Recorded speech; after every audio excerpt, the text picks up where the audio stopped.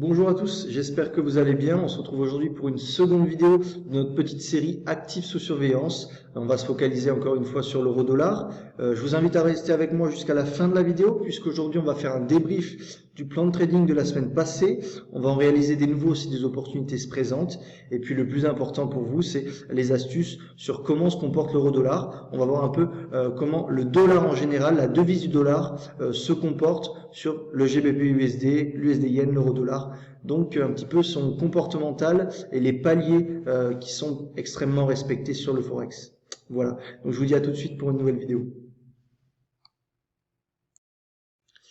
Allons-y avec le petit débrief du plan de trading de la semaine passée. Donc, pour vous rappeler un petit peu et vous situer l'euro-dollar, nous avions réintégré la Kijun hebdomadaire juste ici avec une clôture en extrême, donc un signal éventuel de reprise de la hausse. Et vous avez vu qu'après, on a quand même vachement dégringolé. Le Forex étant cette semaine et la semaine passée un petit peu erratique, on n'a pas de réelle tendance, on a des gros mouvements haussiers suivis de grosses corrections. Donc c'est pas forcément évident à trader, mais je vais vous rappeler un petit peu quel était le plan journalier.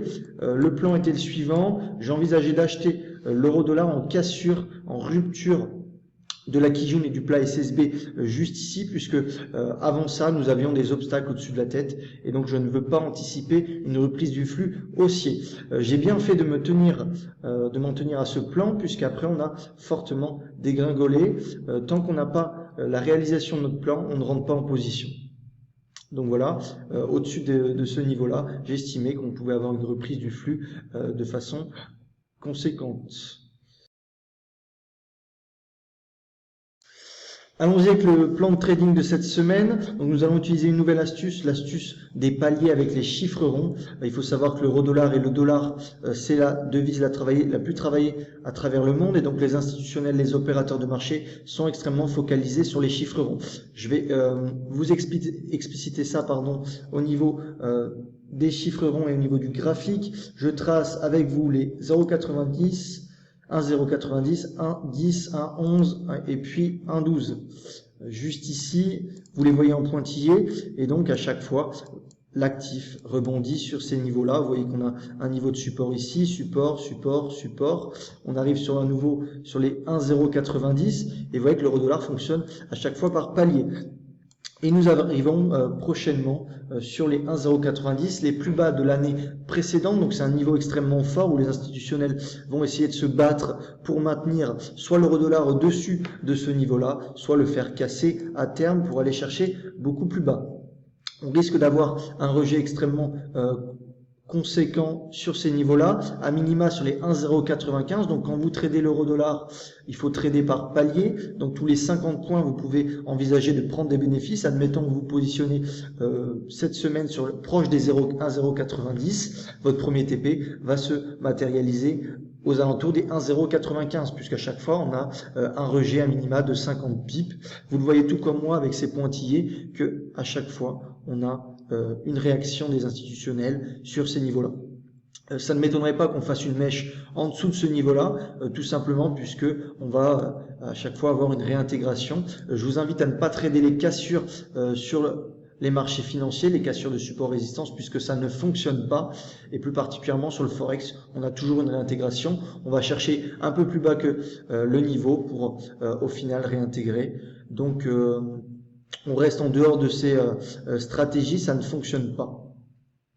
Quel va être le plan du coup cette semaine avec cette astuce? On va envisager de chercher un achat extrêmement agressif aux alentours des 1,090 et même un petit peu en dessous, puisque c'est les plus bas de l'année précédente. Donc c'est un niveau extrêmement important pour les institutionnels. On n'a jamais été aussi bas depuis quelques années sur l'euro-dollar. Donc pour les personnes qui sont extrêmement agressives, je rappelle que c'est du contre-tendance et donc petite taille de position.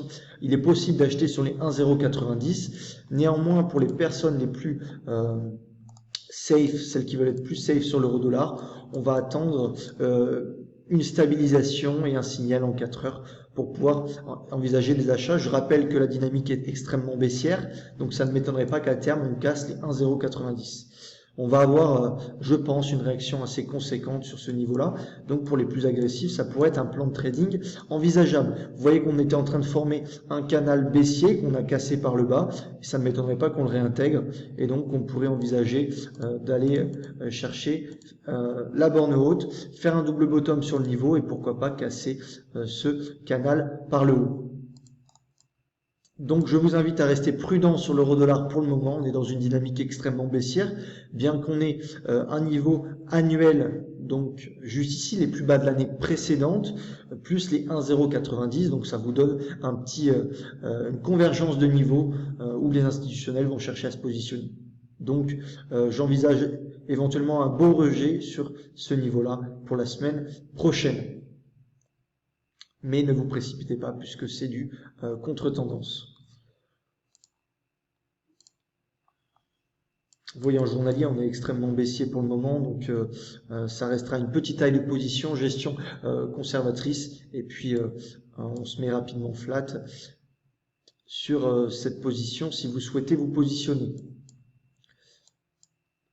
Et un stop sous la zone pour laisser un petit peu respirer le prix. On va attendre puisqu'aujourd'hui on a quand même des news économiques assez importantes et on va voir comment ça va réagir. Il se pourrait que les news réagissent en faveur de l'analyse technique, c'est assez régulier sur les marchés financiers et donc on est à rejet sur ce niveau de support. Voilà pour l'astuce d'aujourd'hui. Donc on peut aller voir rapidement le GBP/USD pour expliciter un petit peu tout ça. Les 1,30 que je peux tracer avec vous juste ici. Et donc vous voyez que si vous prenez la cassure de ces 1,30 à chaque fois, vous vous faites avoir puisque ça ne fonctionne pas. On a à chaque fois une réintégration. La réintégration peut être un setup ou un scénario d'intervention sur le Forex quand vous avez un niveau assez fort. Si on le réintègre de façon avec un flux puissant, ça pourrait être un signal acheteur. Vous le voyez tout comme moi que les 1,30 réagissent fortement puisque c'est une paire couplée avec le dollar et là on est sur les 1,29. Vous voyez qu'on a réintégré les 1,29 donc ça ne m'étonnerait pas qu'on aille chercher beaucoup plus haut. Donc voilà, la vidéo est terminée. Je vous invite à utiliser les paliers sur les paires couplées au dollar. Ça va être extrêmement important pour votre gestion, donc vos prises de bénéfices. Et puis, on se dit à la semaine prochaine pour une nouvelle vidéo sur l'euro-dollar. Je vous invite à laisser un petit commentaire si vous avez des questions et j'y répondrai. Et puis, si vous avez aimé cette vidéo, un petit pouce bleu, ça fait toujours plaisir pour récompenser un petit peu le travail. Voilà. Je vous dis à la semaine prochaine et puis bonne semaine de trading à tous. Ciao.